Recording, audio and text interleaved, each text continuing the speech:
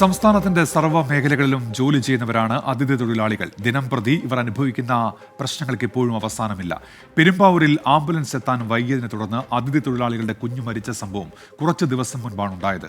എന്തൊക്കെയാണ് ഇവർ നേരിടുന്ന പ്രശ്നങ്ങൾ? ഇവരുടെ സുരക്ഷയ്ക്കായി എന്തൊക്കെ നിയമങ്ങൾ നിലവിലുണ്ട്?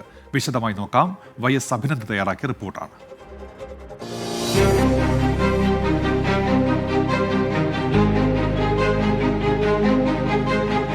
കാലാകാലങ്ങളായി ചർച്ച ചെയ്തതാണ് അതിഥി തൊഴിലാളികളുടെ പ്രശ്നങ്ങളും പ്രതിസന്ധികളും ദുരവസ്ഥയും ഒക്കെ.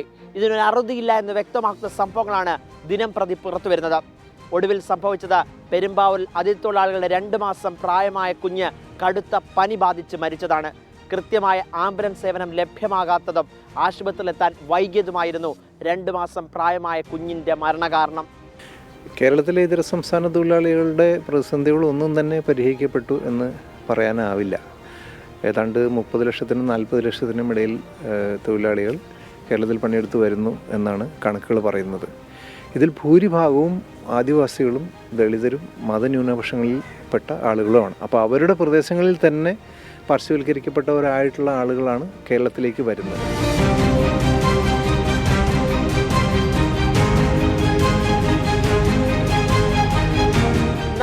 ലക്ഷത്തിലധികം അതിഥി തൊഴിലാളികളാണ് നിലവിൽ സംസ്ഥാനത്തുള്ളത്. ആദ്യഘട്ടത്തിൽ തമിഴ്നാട്ടിൽ നിന്നായിരുന്നു അതിഥി തൊഴിലാളികളിൽ അധികവും. പിന്നീട് അസം, ബീഹാർ, ജാർഖണ്ഡ്, ഒഡീഷ, വെസ്റ്റ് ബംഗാൾ, ഹരിയാന, ഹിമാചൽ പ്രദേശ് തുടങ്ങിയ സംസ്ഥാനങ്ങളിൽ നിന്നും അതിഥി തൊഴിലാളികളുടെ വലിയ ഒഴുക്കാണ് കേരളത്തിലേക്കുണ്ടായത്. ഓരോ 2 വർഷം കഴിയും തോറും 2.35 ലക്ഷം അതിഥി തൊഴിലാളികളുടെ വർധനയാണ് രേഖപ്പെടുത്തുന്നത്. ദീർഘദൂര ട്രെയിൻ സർവീസുകൾ കേരളത്തിൽ എത്തുന്നതിൻ്റെ പശ്ചാത്തലത്തിൽ Gulati institute of finance and taxation നടത്തിയ പഠനത്തിലാണ് ഇത്തരത്തിലേക്കുള്ള വർധനവ് കണ്ടെത്തിയത്. ഓരോ വർഷം കഴിയുന്തോറും ലക്ഷക്കണക്കിന് അതിഥി തൊഴിലാളികൾ വർദ്ധിക്കുന്നതിനോടൊപ്പം തന്നെ 2025 ഫെബ്രുവരി വരെയുള്ള കണക്കുകൾ പരിശോധിക്കുമ്പോൾ ഏതാണ്ട് 40.2 ലക്ഷം അതിഥി തൊഴിലാളികളാണ് നിലവിൽ സംസ്ഥാനത്തുള്ളത്.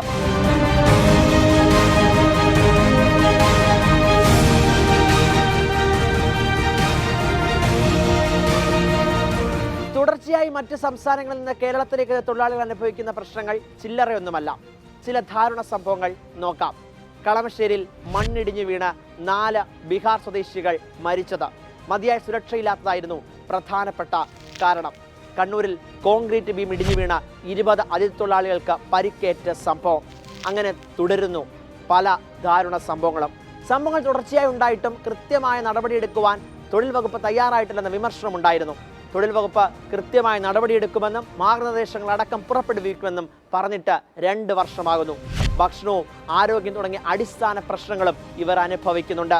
മതിയായ ഭാഷ ഉപയോഗിച്ച് ആശയവിനിമയം നടത്താത്തതും പ്രധാനപ്പെട്ട കാരണങ്ങളായി ചൂണ്ടിക്കാട്ടുന്നു. ഇന്ന് കേരളത്തിൽ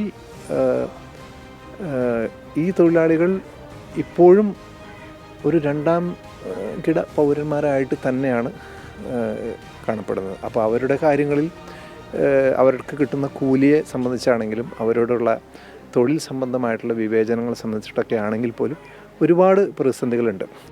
1979 ഇന്ത്യൻ പാർലമെന്റ് കുടിയേറ്റ തൊഴിലാളികൾക്കായി ആദ്യ നിയമം പാസാക്കിയത്, Inter state migrant workmen act.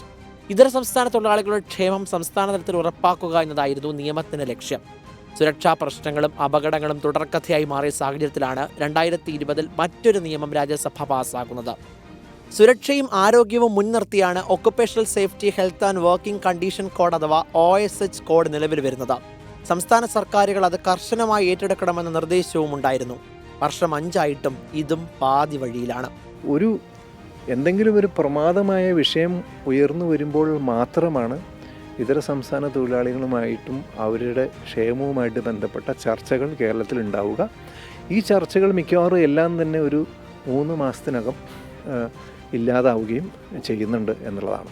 അതിഥി തൊഴിലാളികൾക്ക് സുരക്ഷ ഉറപ്പാക്കണമെന്ന് പറയുമ്പോഴും ഇവരുടെ ഇടയിൽ നിന്നുണ്ടാകുന്ന കുറ്റകൃത്യങ്ങളുടെ കണക്കും ചെറുതല്ല. 2020 മുതലുള്ള കണക്ക് പ്രകാരം 15,000-ലധികം കേസുകളാണ് അതിഥി തൊഴിലാളികൾ പ്രതിയാകുന്നത്. സുലഭമായ കഞ്ചാവ് വിൽപ്പന നടത്തുന്നത്, വ്യാജ തിരിച്ചറിയൽ കാർ ഉണ്ടാക്കുന്നത് തുടങ്ങി ഗുരുതരമായ കുറ്റകൃത്യങ്ങൾ ഇവർ ചെയ്യുന്നു. അക്രമ സംഭവങ്ങൾക്കും കൊലപാതകങ്ങൾക്കുമെല്ലാം അതിഥി തൊഴിലാളികൾ നേതൃത്വം നൽകുന്നതും നമ്മൾ കണ്ടിട്ടുള്ളതാണ്. ഇവർക്ക് ലഹരിക്കെതിരെ, അക്രമ സംഭവങ്ങൾക്കെതിരെ കൃത്യമായ അവബോധം നൽകേണ്ട ഉത്തരവാദിത്വവും ഭരണകൂടത്തിനുണ്ട്.